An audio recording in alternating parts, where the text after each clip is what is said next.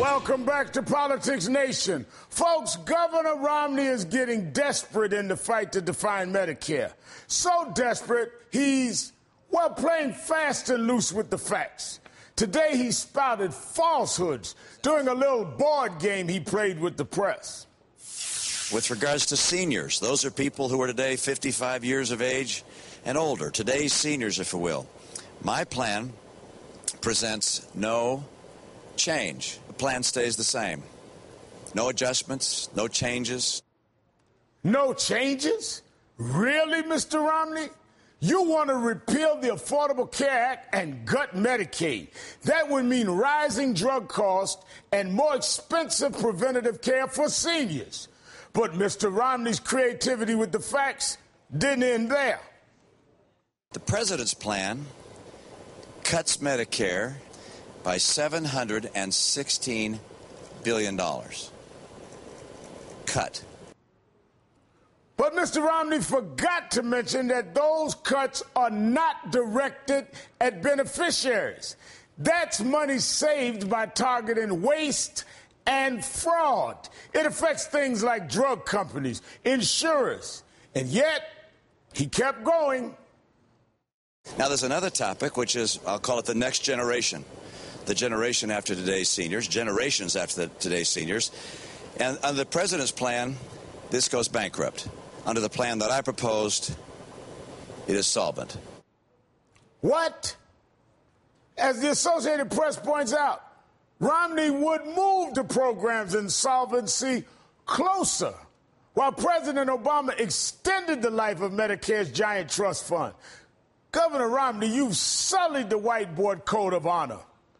But don't worry, I've got my own board. And here's what Reverend Al says about your claims.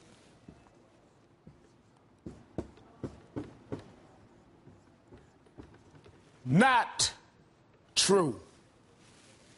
Joining me now is Congresswoman Debbie Wasserman Schultz, chairwoman of the Democratic National Committee.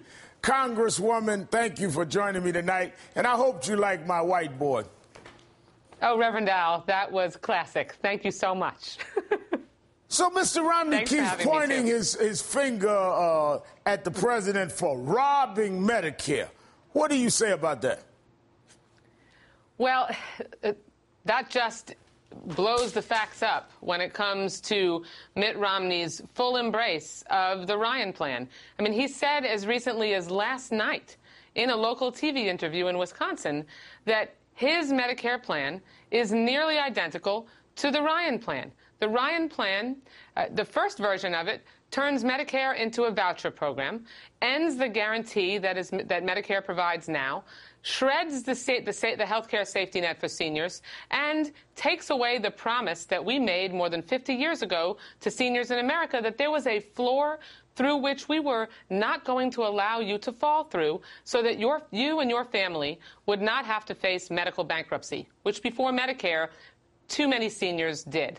We had to make sure that we took health care and keeping seniors healthy off the table so that they could make sure they weren't having to choose between medicine and meals. Mitt Romney and Paul Ryan turn Medicare into a voucher program and then add insult to injury and repeal the Affordable Care Act, which takes away the preventative benefits that are available without a deductible or a copay, that actually open the donut hole again and increase prescription drug costs. So it actually cuts benefits for seniors, while President Obama enhances benefits for seniors. And at the end of the day, Romney still doesn't seem to know if he backs Ryan's Medicare plan. He's all over the place. Listen to this. Some people are saying you are making it a referendum on Paul Ryan's budget plan. Well, I have my budget plan, as you know, that I've put out, and that's the budget plan that we're going to run on. I'm sure there are places that my budget is different than his, but we're on the same page, as I said before. I mean, there are some differences, but they're very similar. Paul Ryan and my plan for Medicare, I think, is the same. If not identical, it's probably close to identical. You know, Congresswoman, maybe he's just scared to admit that he backs these proponents in Ryan's plan. It would make seniors pay $6,400 more for health care, gives millionaires $265,000 new tax cut. I mean, I could see why you want to be reluctant to say this, especially in your home state of Florida, which has a lot of seniors voting, and he needs that state in the general election.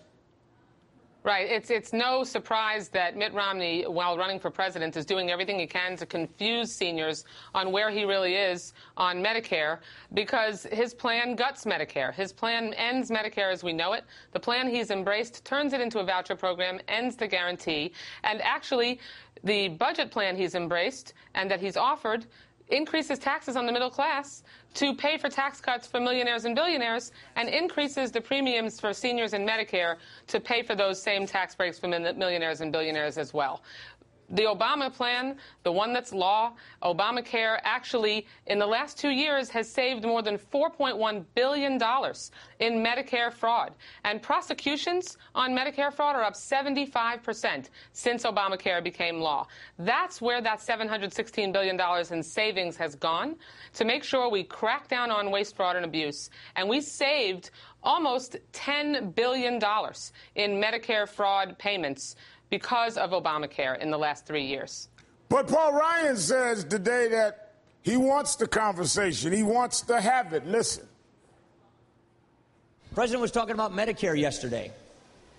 I'm excited about this. This is a debate we want to have. This is a debate we need to have. And this is a debate we're going to win. It's a debate he wants to have. You're the chairperson of the Democratic National Committee. What do you say? Okay, well, we're going to have it. And I really welcome Paul Ryan to come down to my home state of Florida here and talk to our seniors about his plan. And I sit on the Budget Committee, Reverend Al. I've had a front row seat to Paul Ryan's plans to end Medicare as we know it, to increase the premiums for seniors when you turn it into a voucher program by $6,300, to use the savings that he gets in ending Medicare as we know it, to pay for the tax breaks that he's proposed for millionaires and billionaires. That is not the direction that seniors want Medicare to go. Obamacare saved 8 years of solvency in Medicare, added 8 years of solvency in Medicare. The Romney-Ryan plan would actually either leave it right where it is or roll back the solvency of Medicare, and that's unacceptable. We need to work together. We need to shore up Medicare over the long term, but we don't need to cut benefits in Medicare, and we certainly don't need to turn it into a voucher program and end the Medicare guarantee, which is what Romney and Ryan both have proposed. Well, in fact, we'll the Democrats... We'll see what happens during that debate. But in fact, it seems as the Democrats are taking advantage of the GOP's embrace of this radical plan. Today, the Democratic Congressional Campaign Committee released its first ad of the general election season, targeting a Michigan congressman for his vote on the Ryan plan. Democrats are also launching automated phone calls that would highlight 50 Republicans voting for the Ryan plan. So it seems that if he wants a conversation, it's fitting into the strategy of your party. Absolutely, because the Republicans in the Congress that voted for the Ryan plan voted to end Medicare as we know it, turn it into a voucher program, voted to repeal Obamacare 31 different times, which means that the wellness visit for seniors that Obamacare provides without a copay or deductible would be gone.